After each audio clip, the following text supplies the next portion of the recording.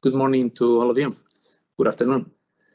2022 has proven to be a more difficult year than we expected initially. However, I'm happy to report that the measures that we've taken during the first half of the year are beginning to show results.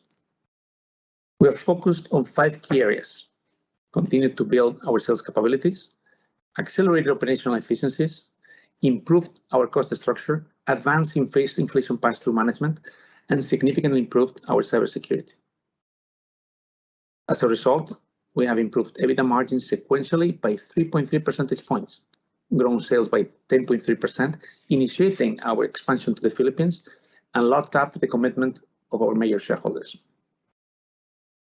We expect these actions to continue to impact positively the business into Q4, with EBITDA margin between 14 to 15%. Despite this improvement, we have seen some of our customers to reduce some volumes in Q3 and Q4 due to uncertainties in their business environment, particularly in Brazil. This leads us to expect an overall EBITDA margin for the year in the range of 10.5 to 11%.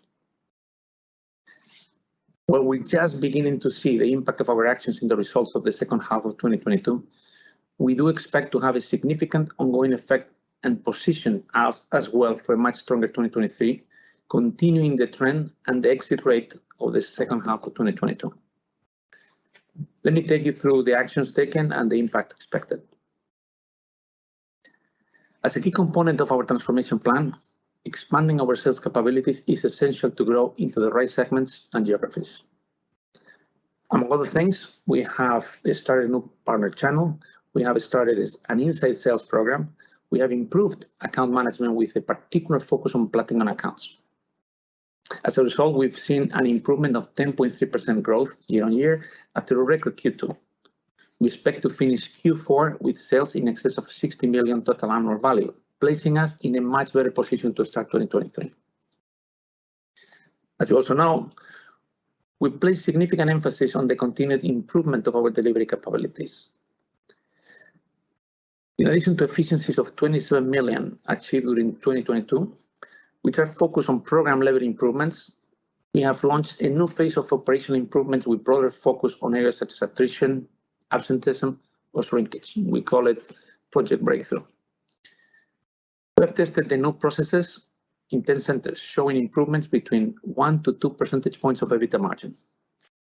We expect the full rollout of this program to be completed before the end of Q2 next year. I want to emphasize that these improvements are not simply cost takeout. They represent genuine operational improvements resulting in better service to customers as well as higher margins.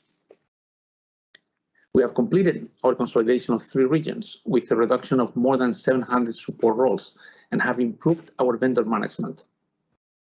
As I mentioned in our Q2 call, we took a lot of the one-time costs of these measures in Q1 and Q2, while the bulk of the benefits are beginning to accrue now in Q3, Q4, and beyond. We have also accelerated the improvement of our inflation pass-through, reaching close to 90% IPT, as we call it. All new contracts now have standard IPT clauses, and we have improved our management of the negotiations of those legacy contracts that do not have these clauses yet. Finally, making virtue out of necessity, our investments in cyber infrastructure have been noticed externally and publicly.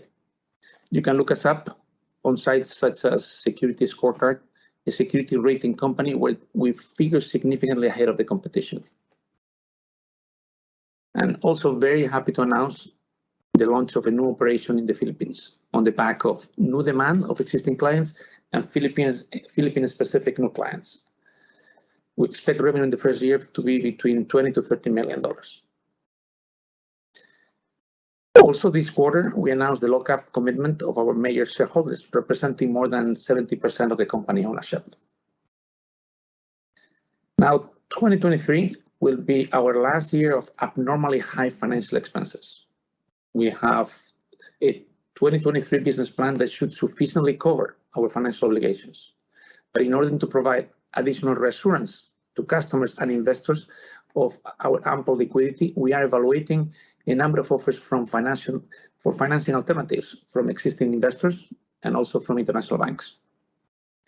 The proceeds, in addition to provide additional liquidity if needed, could be used to improve our capital structure, including repaying or repurchasing part of our existing debt, taking advantage of current market prices.